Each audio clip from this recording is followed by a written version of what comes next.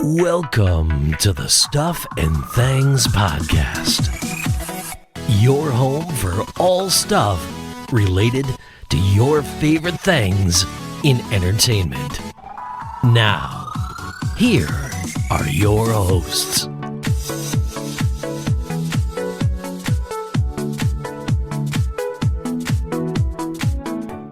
Hello everybody and welcome to a new episode of the Stuff and Things Podcast. I am Sam.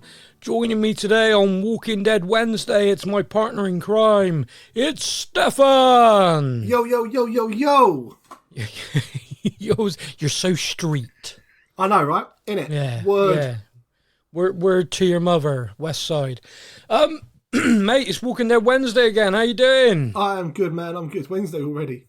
This week seems to have taken forever and at the same time flashed by in a second.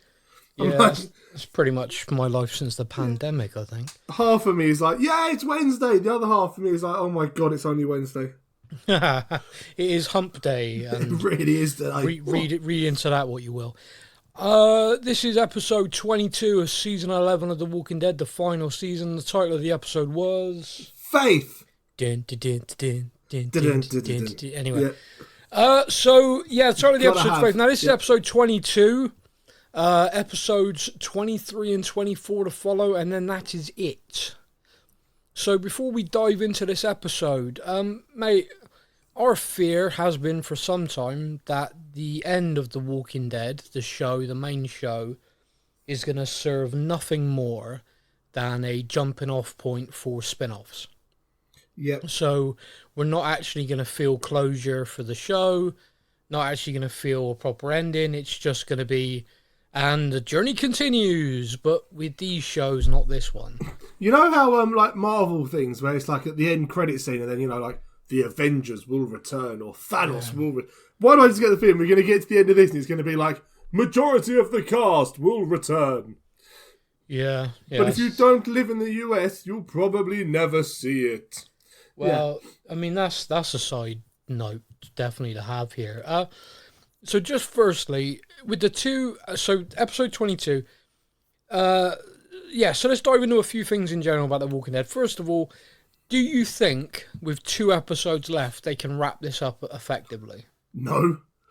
Not even like... No, I'm not.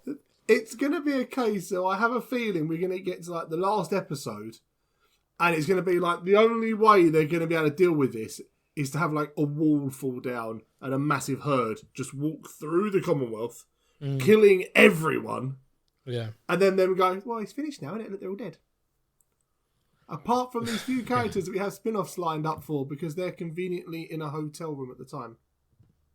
You know, but I can't see how the story gets linked up well and wrapped up and everything done in 2 episodes when there's still this much happening. I agree. Now, the annoying thing is, there were certain seasons of The Walking Dead in recent years where it felt like you could draw a line here and end it. Like, I'm kind of done. Like, the characters all seem a little bit done. The actors almost seem like I'm bored of doing this now. Everything kind of felt like it was concluding naturally, and the show just kept getting renewed. Yeah. Season 10 and into 11 really reinvigorated things for me. And season 11, I've really enjoyed. Like, really, really enjoyed. And these final episodes, every episode, including this one, Faith, there's a lot of it that's very, very good. There's a few bits that frustrate me, but that's mostly down to decisions made beyond the show. Mm-hmm. Now, in the USA, the network that makes the show has a streaming service. Mm-hmm. And that streaming service will put an episode out a week earlier than anyone else will get. Yeah, that's been fun. It's not been. No. It's kind of funny in a way. And back when the show was kind of going through the motions, you didn't really get a massive amount of dialogue online anyway. Now you do. This is the finale of one of the biggest shows in television ever. It's the final few episodes, so the discussion is very active. And a lot of people have seen episode 23. And a lot of people, and it was always kind of a tradition on the show, you'll remember this, where the penultimate episode was deaths. Yeah. The one before the mid-season finale, someone was dead. And then the season finale was kind of like, oh my God, how do we deal with that death? Oh no. Yeah. Yeah. So, episode 23, people could probably mark down a little bit as someone is going to go. Now, with it being the final season, you could probably mark down lots of someones. Yeah. Now, with all this being said, there is aspects of this where I have now seen some pretty massive spoilers for episode 23. Not through looking, but through the fact that I am just on social media and people just outright sharing stuff. Mm-hmm. This particular network, for me, can absolutely kiss my ass. Because you are, in essence, spoiling your own product, which they seem to not care about. Because as long as they're getting subscribers to their streaming, they don't care. But moreover than that, they're basically sticking their middle finger up to everybody around the world who loves the show, because all of their spin-offs that they're creating are exclusive to that streaming platform, which isn't worldwide. No. Now, perhaps they intend to launch it worldwide, and that's their plan, but I gotta be honest with you, there are so many streaming platforms, so many services, so many things now. I have to pay for just regular television. I have to pay for this. I have to pay for that. If I want to watch this show, I need to have this service. I need to have that one. I am not forking out more money for one show. Like the Walking Dead product, yeah, I am not going to have a whole nother subscription service purely for that. I'm just not going to do it. No. So I find myself at a bit of a crossroads where at one point me and you discussed that when season 11 ended, that was it. We were done. The Walking Dead, we've covered this show from the start. We've discussed every season, every episode, and we're gonna draw a line. When they announced Rick and Michonne, when they announced Daryl, when they announced Maggie and Negan, we both admittedly went, okay, that's caught our interest. What's going to happen that's going to put us in these situations, or what are these situations going to be? Each of those series I just mentioned are 6 episodes apiece, but they're not going to be, at the moment, they're not going to be available here unless a deal is done to show. Now, the only deal I can imagine being done would be to show them on BT AMC in the UK. I know we have listeners all around the world, and apologies, I'm only speaking to the UK here. But if that's the case, again, that's another subscription service which you have to pay for over and above your normal package. Yeah. I don't know about you, mate, but what's your thinking on this? Because, like, for example, there are other streaming platforms like Disney Plus. Disney Plus has Star Wars, it has Marvel, it has so much content, or plus Disney in general. Yeah. That you look at that and you go, okay, it's going to cost me X amount a month, but I have access to all of that. That makes sense. Yeah. Netflix, to the extent the same. The Witcher, various other shows, phenomenal. Amazon Prime, to be honest with you, I have it because I use the delivery so much. So it's kind of like an added bonus to me. Yeah. Where do you see, like, with everything else that's going on, the kind of streaming service, what do you think? What's your opinion on all this? See, for me, it sounds really stupid because I do a podcast about TV shows, okay? I don't watch a massive amount of television. So therefore, when I choose to sit down and watch something on TV, it is because I have chosen I am going to sit down and watch this on telly. I'm not someone who just sits in the evening, whacks the telly on and tries to find something good to watch. For me, it is a conscious choice of I'm going to sit on the sofa and I'm going to watch this show. Okay, so in mind, I have Amazon Prime, again, because of work. I use the Amazon so much that it kind of made sense to have Amazon Prime, and I get to watch some of the football on it. Quids in. And then they brought out some really good shows on it as well, so I was like, even better, okay. Netflix, again, Netflix is, for me, it's a couple of good shows on there. For the wife, she binge watches like you wouldn't, like just a show, so Netflix works on that for the price. Yeah. Disney Plus, we have 2 young kids in the house, and they've got Marvel, Star Wars, and everything else, so we pay for that yearly. Makes perfect sense. I'm happy with that. But to pay for a new streaming service just for one show, for me, doesn't make sense. No, not like at all. So, you know, there's so much content on all these other streaming services that make sense to have it. Yeah. Even if it's a case of, okay, Amazon Prime is just for me to watch some football and the sports and stuff on it. You know, at least there is a variety of things on there as well. Whereas, Lord of the Rings. Lord of the Rings is on there as well now, of course. And Netflix, obviously, got The Witcher, The Umbrella Academy, and a lot of other things on there as well. Yeah.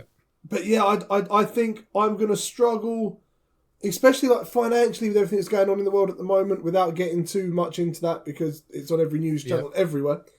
Financially, to pay out for yet another streaming service because of one TV show, it's going to be very, very difficult for me, if it does even come to that, to get myself to do it. Okay. So we are looking for alternatives. And we will find them. So let's kind of park that now and let's dive into the episode. So I've broke the episode down into three kind of parts, really, three different story arcs. We're going to open up with talking about events at the actual Commonwealth, so we can get this out of the way for you because I know how much you hate Eugene. Do I? You do. So, at the Commonwealth, there is the trial of Eugene, and it's ongoing, and straight away, you can see that the judge is clearly paid off. You know, like, Pamela takes the stand and basically, like, screams out, "He's a murderer!" And the judge is just like, "Yeah, I'll allow it, that's fine." So, straight away, it's like, wow, this is a kangaroo court. You know, we kind of already knew that anyway, but I didn't know how blatant it was going to be. Like, for me, I was half expecting a real surprise. Like, it looked like the jury was just made up of the people of the Commonwealth. Well, I don't think there was a jury. And that's when I realised, because she looks up at the top, like the people that were stood there, and I thought, okay, so the jury's the people hated him. Maybe he can give a couple of good lines or something, and really surprise everyone by not guilty. And then I realised, no, wait, it's just the judge who's clearly on the books. Yeah. Yumiko makes the point to Eugene that they're not appealing to the judge because this is just kangaroo court. Yeah. But they're there appealing to the people of the Commonwealth who are watching en masse. And you can hear a lot of reaction to what's being said. Pamela Milton saying that's not my son on the recording. People cry bullshit straight away. Yeah.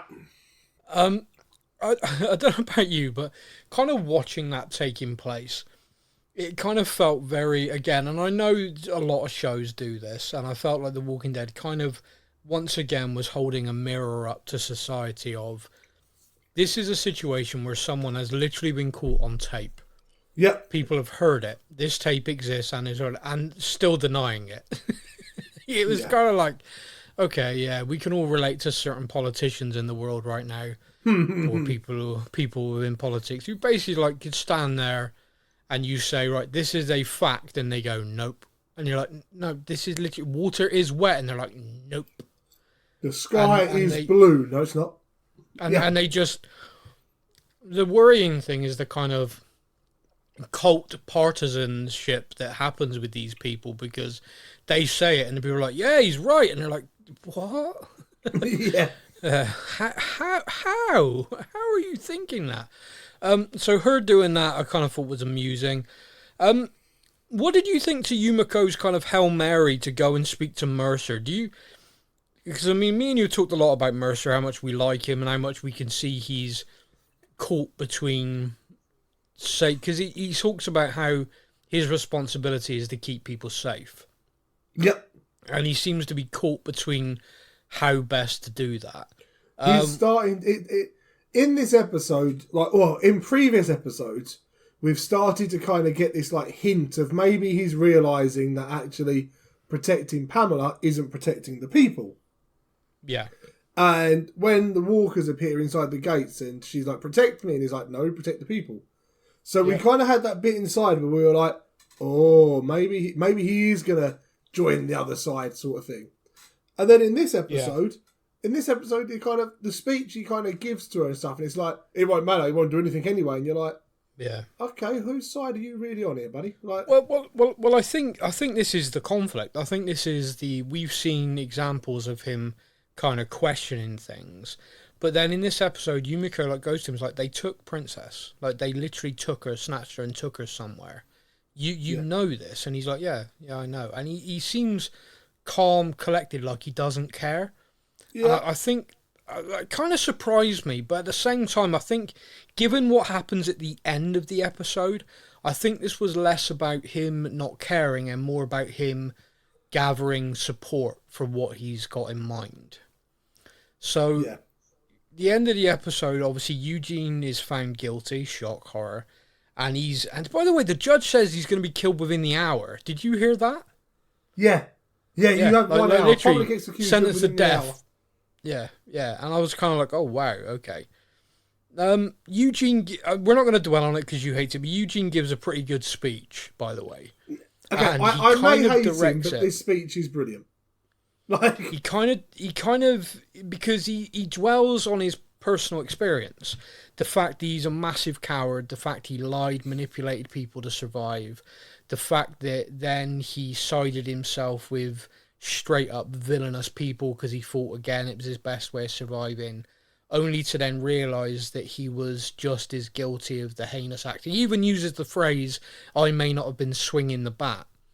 So he's literally referencing his time with the Saviours. And he talks about how he did something. One person did something that ended all of it, created peace, if you like, got to that situation. And he did. And it was probably the bravest thing he's ever done, really, because, of course, if he'd found out what he was doing, they'd have slit his throat. well, yeah. So he talks about that, and it is very directed at Mercer, but at the same time, he doesn't deliver it to him, he's delivering it to everyone. So it's a very good speech. He sits down, he's sentenced to death anyway, like, yeah, thanks for talking, you're going to be killed, goodbye. Yeah, great job, bye. And we have this great scene of him being led by a couple of the stormtroopers, the cloth over his head, and he's dragged and he's brought in front of Mercer, who's there, and they take the hood off him, and I'm kind of like, damn, Mercer, this is pretty cold. You love your sister. We've seen that over and over again. This guy, basically stepped up to save your sister's skin. Yeah. And now you're about to drag him to a public execution. Or is he? Because as the hood's removed, Mercer delivers probably one of my favourite lines in The Walking Dead. Yes. And by the way, the showrunner has revealed that this was like an off-the-cuff take they did. It wasn't in the script.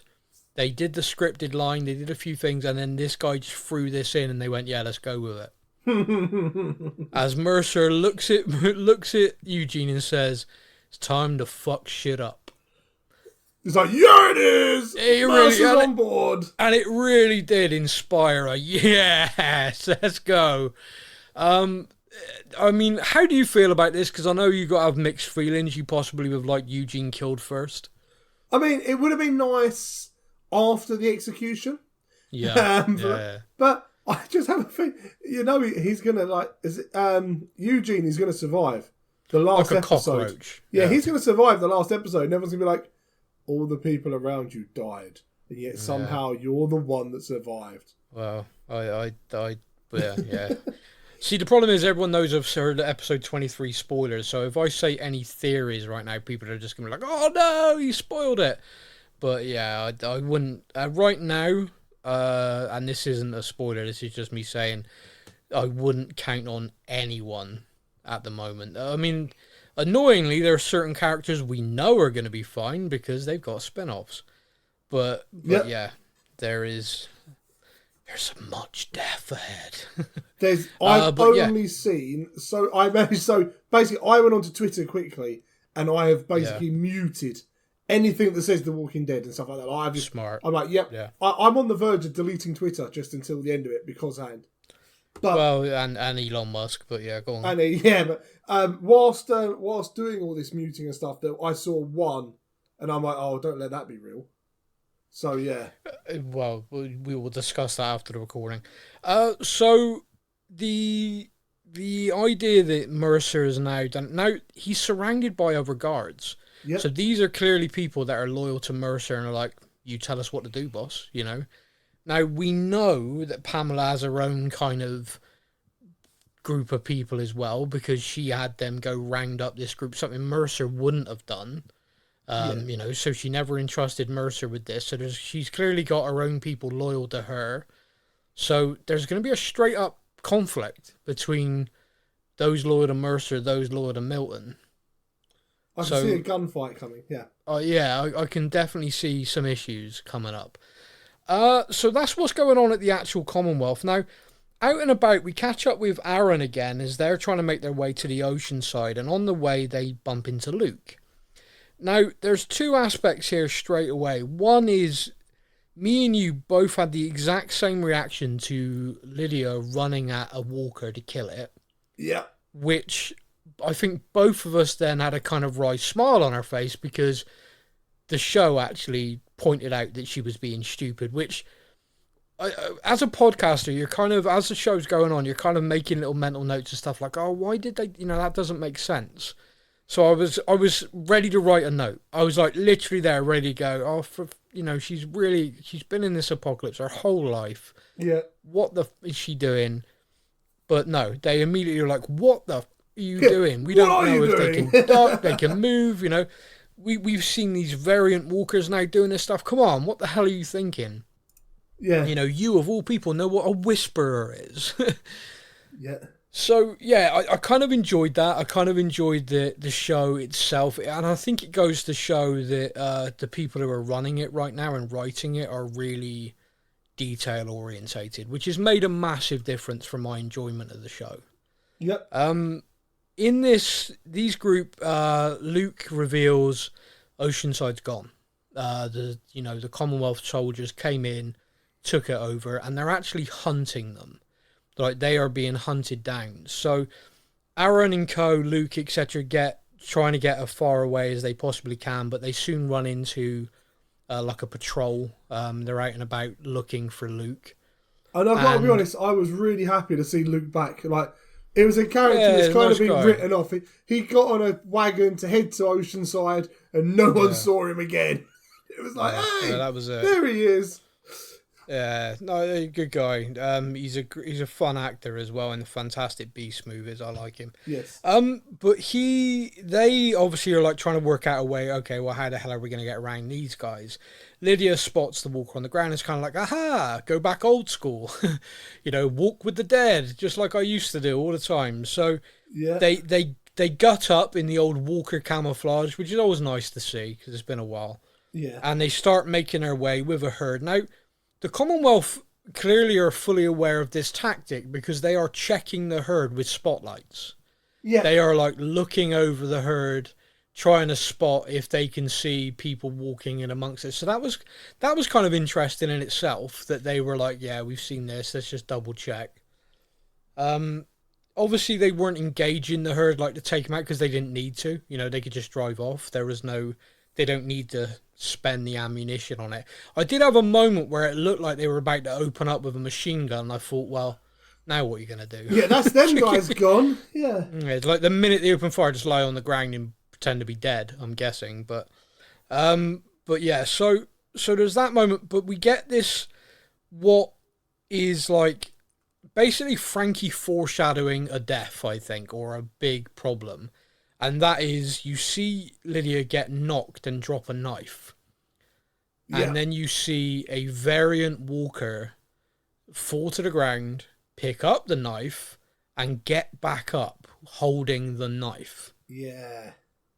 So that walker Someone's getting shanked in the back. Someone is getting stabbed by that walker. And, yeah.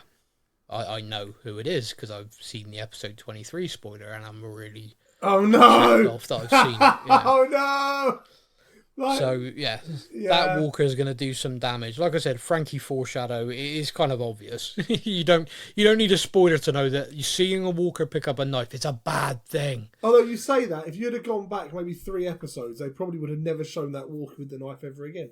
No, so it's nice to know. You know, it's got better since then. You know. Yeah, you remember Henry walking out of a room 3 times, you know. Yeah, the good old days. The good old editing days. There's Bambi. So Yeah. Yeah, Bambi, yeah. When this show's wrapped and we do our retrospective, we're gonna have some fun with that. Oh god, yeah. So again, this whole variant Walker thing, I kind of like it. That this is it's kind of sad that we're in the final episodes of season 11 and now it's being introduced.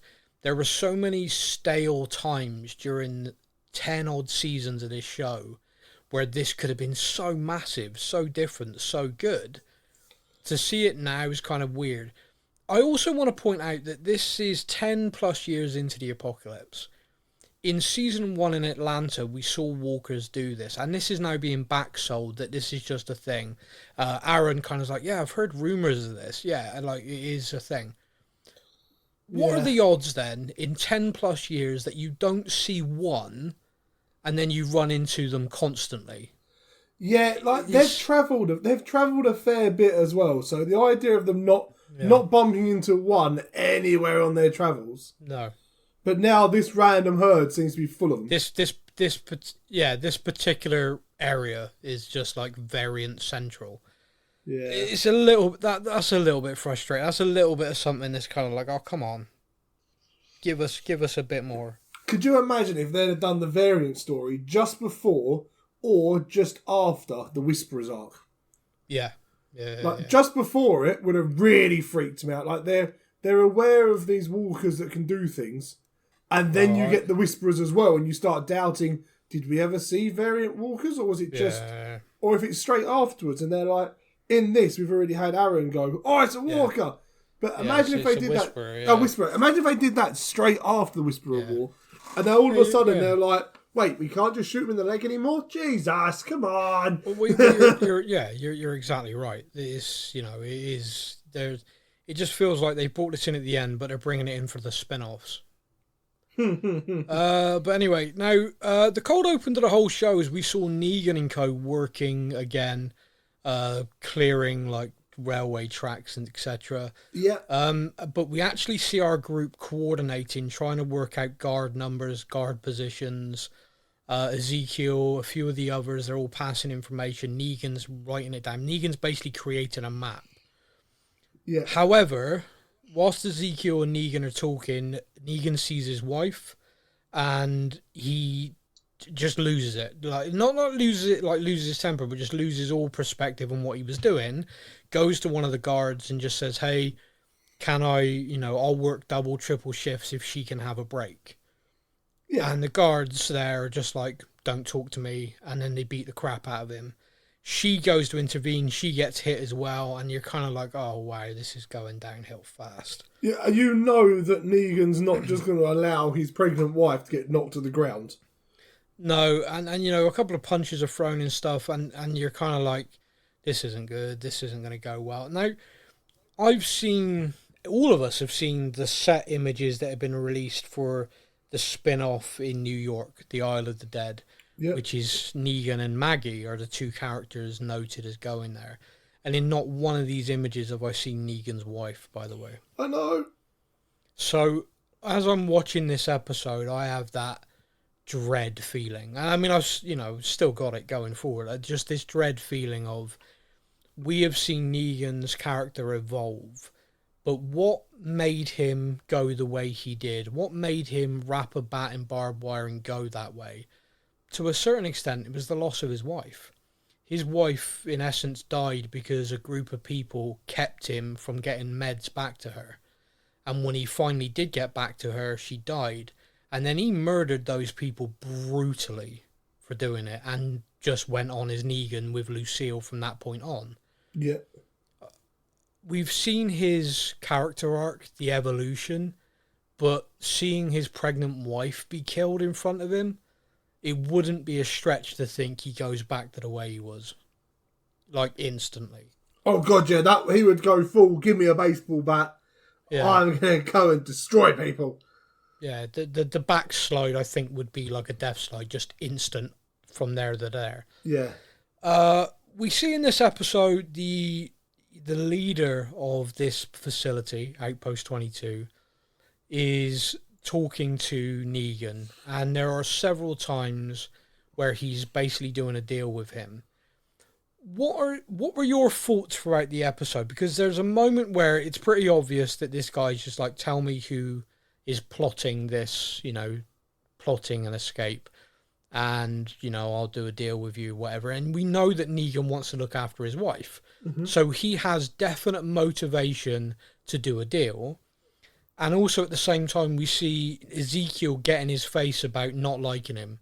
Not wanting him to be anywhere near him. Wasn't that one set up for the audience to go, Negan, you bastard, you've betrayed Ezekiel, how could you? Like, it was so set up as an obvious thing. It was set up great. Now, did you walk into it, or did you think this is so much of an obvious setup, there's no way he's going to do it? I was very much 50-50. I was like, surely. Well, no, I walked into it. I thought... Yeah. No, I thought he's got a motivation, because he even says to Ezekiel, fine, I'm done. I'm not involved. I'm just going to look after my pregnant wife, and that's it. This is what I should have been doing the whole time. And she even says to him, like, don't get involved. Like, our priorities is both of us to be alive, so this child gets us both. Gets a chance, yeah. And when he walks into the office and the guy's like, do you have a name for him? And he's like, yes, I do. And you're kind of like, oh, great. You then see everybody get rounded up, Ezekiel grabbed especially, and you're like, yep, here we go. But when we get there, it's Negan being put up against the wall because the name he gave was his own. And all of a sudden you're like, is this Negan's redemption arc? Is this finally... Yeah. Are they doing it so he's going to save everyone? Or This is the area where I feel... once again, that the creators of this show messed up royally by announcing the spin-offs. Yeah.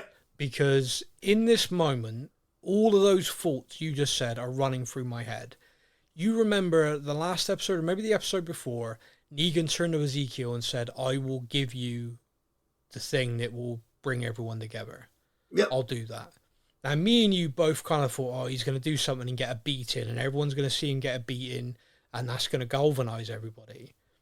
But then as this is happening, I'm thinking, no, it's his death. Yeah. He's realised that the only thing that's going to make everybody shock themselves out of this, and that is he saw how all the communities come together after he killed Glenn and Abraham. This is like the perfect synergy. Yeah. He is going to make this guy do to him what he did, because he then saw how everybody came together to beat him. Yep. He had all of those communities under his thumb, beaten down, trodden on, and then he did that, and it galvanized everybody. And it is like, this is great. This is really great writing. This is really... And then my brain just went, but I know he doesn't die. Yeah. And I was so disappointed, which isn't a disappointment I wanted the character killed. It's just a disappointment that I missed out on the emotion of thinking he's about to die. Does that make sense? 100%. No, I'm with you 100% on this, because he's kind of knelt down in front of this wall. Everyone's getting ready to fire, and he just kind of looks up. And it was as he looks up, my note here is he looks up to say, "Got a spin-off, bitch." And it's like, which is frustrating. Until the moment where he was on his knees and he looked up and he got everyone to raise their guns. Until that point, I'm the same as you. I'm like, oh my God, like he's done it. He's realised this is it. Yeah. Here we go. Oh my God, this is the death that's going to... Wait a minute. The one thing I will say is whether the writing in this show, they knew at this point the spin-off was going to be announced. They then cleverly dragged his wife next to him. Which made me really go, oh no. Well, this was it. This was me then thinking, oh, this is it. They're just going to kill her in front of him. Because the guy said, no, just killing you isn't punishment. You need to be punished. And I was like, oh, wow. Oh, no. And one of the guards as well, there's so many subplots to what was going on. One of the guards earlier, when Negan was in the room, was denied a transfer. His brother's dying. Yep. And the guy was like, no, you went around me, so you're going to be here for another 6 months. And you saw him clench his fist in anger. And Negan spotted it and was like, okay. There's a clock there's you. a person. That's Yep. that's someone I can maybe talk to. Okay, right, I've clocked that. And then when he sees this guy in the firing squad, he literally looks straight at him and says, "You've got a family, don't do this." And I was kind of like, "Oh wow, this is so powerful." This scene was really good. This like, because like you, I had that real disappointment of the realization that I know Negan's fine. But then when they brought his wife in, I thought if they shoot her in front of him and then turn the guns to him, but something's going to happen. But the fact that they're going to kill her, I was like, oh wow, this is so dark. you know? Negan is going to go full Negan. Her death will be the death that galvanises everyone, because everyone knows she's pregnant. And exactly, you don't attack a pregnant woman. So, well, no, and should you have them shot on TV? I'm like, can they do this? Will they do this? Now, one of the things... This is a different show, they do stuff like that. Not this one. Very, very different, yeah. Now, on a subplot to this is we know that Daryl and co. are there. Now, Daryl and co. I've got an advantage point, and they see where they're working, and they obviously know how to get into Outpost 22, or better known as to everyone else, Alexandria. They go in via the sewers. Him sign language to Connie was amazing. We're going down the shit tunnels. Okay. Yeah, the shit tunnel. Yeah, it was like, because sign language, he has to be blunt. You know, he has to just like we're gonna do this, and he just looks at her, me, you, shit tunnel. She's like, okay. Connie. I've written in my notes here. The Commonwealth soldiers don't know what they're messing with. They got a strike team coming in. Carol, Maggie, Daryl, and Connie. They do get in there. Daryl and Connie go in via the windmill of the tunnels to get to there. Carol says to Maggie, look, I know how to get into my old house. By the way, Carol's just like, I know how to get in and out of places. And it's such an interesting thing, because it is a character trait we've seen everywhere they've ever been. She's like, I need to know how to get in and out. I need a way in and out that no one else necessarily knows about. But as long as I know I've got that, I'm okay. And it's just such a fun thing that here we are, episode 22 of the show's final season 11, and it's like, bang, it's paying off.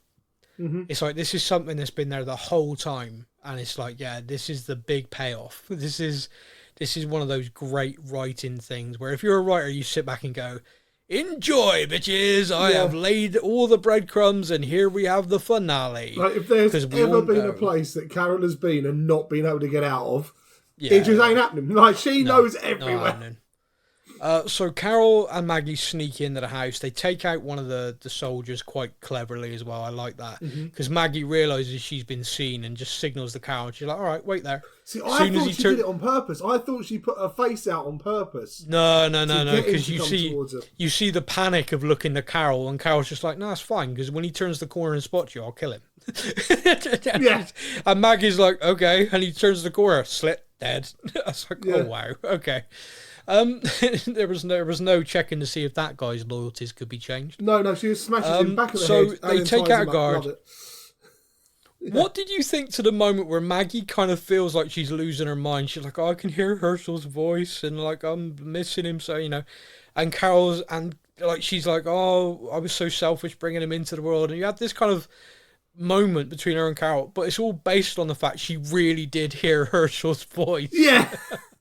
And I kind of, it kind of felt a very grounded moment. Like, it was an emotional exchange between the two. Sophia was brought up even, and you're like, oh wow, this is, these two characters have known each other a long time. Sophia was locked in her barn at one point as a walker. Yeah. And you're kind of like, this is this amazing history being talked about in this little scene. But it's all based on the fact that little Herschel is upstairs being an absolute little shit. Like, let me out! Yeah. And so they do realise, actually... left the room because he wouldn't shut up. Yeah. Yeah, and he's like, okay, I actually did hear him. And they go up, and there's a guy that... By the way, Maggie walking in, headshot, bang! I was like, okay, dealt with. There was no... No, like, step away from my son. Just walked in the door and shot the guy in the face.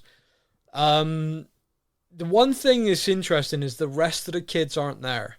So they had Herschel there, but none of the other kids. And Rosita checks all the houses. The kids aren't there. So the rest of the kids aren't at Outpost 22. Why do you think they'd have one kid there but not the rest? I don't know. This is kind of one of those things. I'm like, why? Where are the rest being hidden? Like, if he's there, surely you'd either have all the kids together and then just take one out at a time to interrogate or whatever they're trying to do. Like, you can't really interrogate children too much. And at the same time, if you've taken the children of the people that you've moved away, you've moved them away. So you wouldn't be holding them in a hostage situation because they know you've got the kids. There's no kind of like, oh, surprise, we've got your kids. Yeah. They know you've got them. So the only thing I could think of the reason why they'd have him there is because Maggie escaped.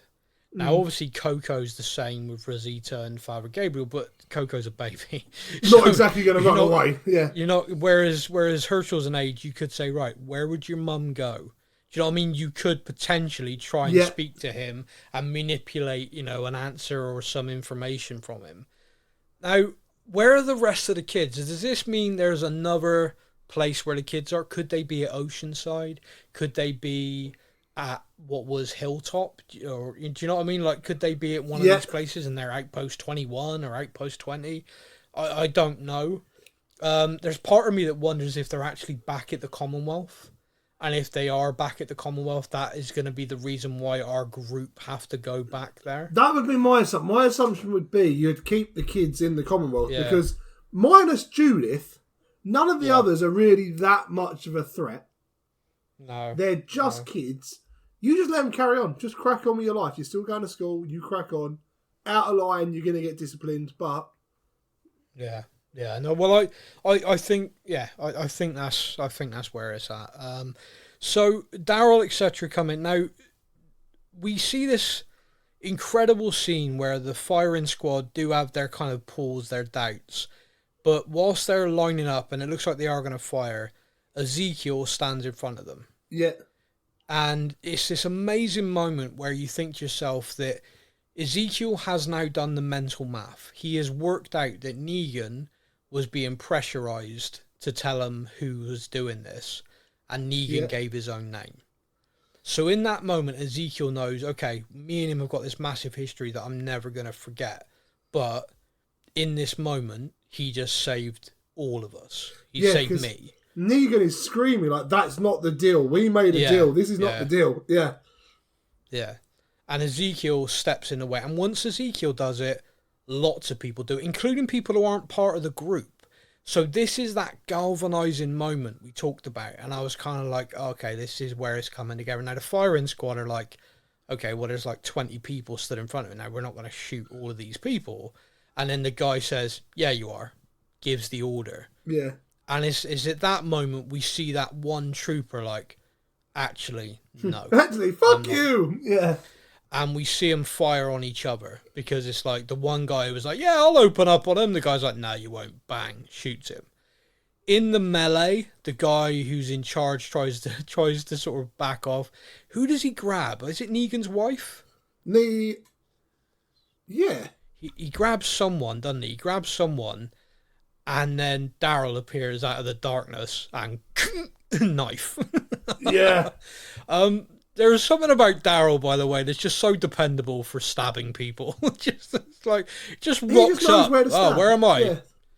Yeah. Who's this guy? Oh, I'll kill him. He's in the way. Oh, I'll kill him. Yeah. And then Negan, I think, is about to smash his head in, and Rosita stops him. So again, there's an aspect to that as well, which is like, Negan, don't. And he's like, okay. In the past, Negan would have just pummeled the guy. Yeah. But yeah, Rosita stops him because Rosita wants to find out where the kids are.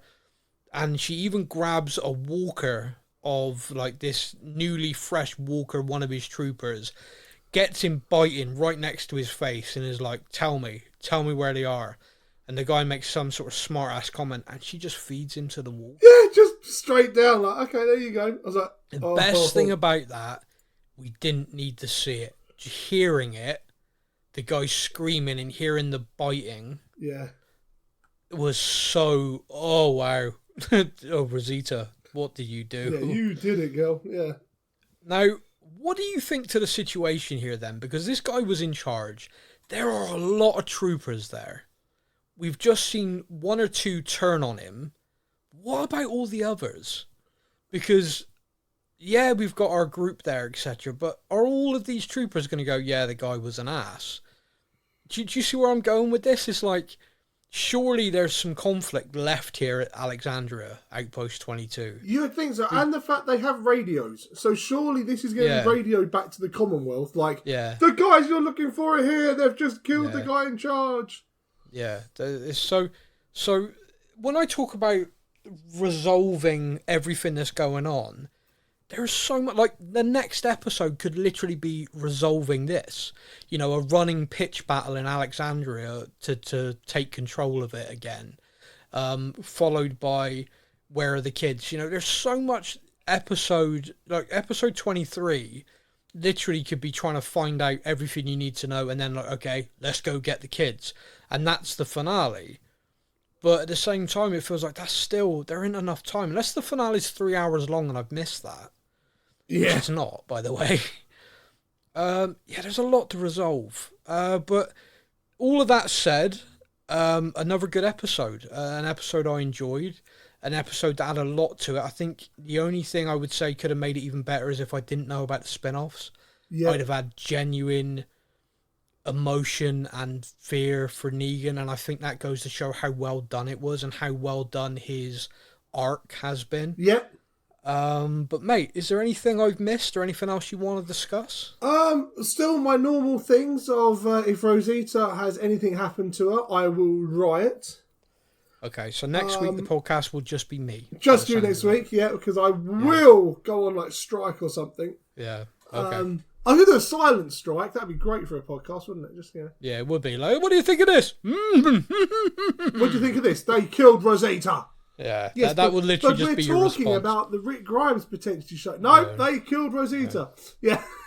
Yeah. Well, that's going to be fun next week. I really look forward to it. But until then, everybody, I want to say a massive thank you again to listening. We love the interaction we get on the Walking Dead stuff. Keep your messages coming in. Replying to everyone we get. If you want to have a faster interaction with us, you can join us on Discord. Stefan, would you like to tell the lovely people all about Discord? I would love to. So, Stuff and Things Podcast has their own Discord server for our listeners' community.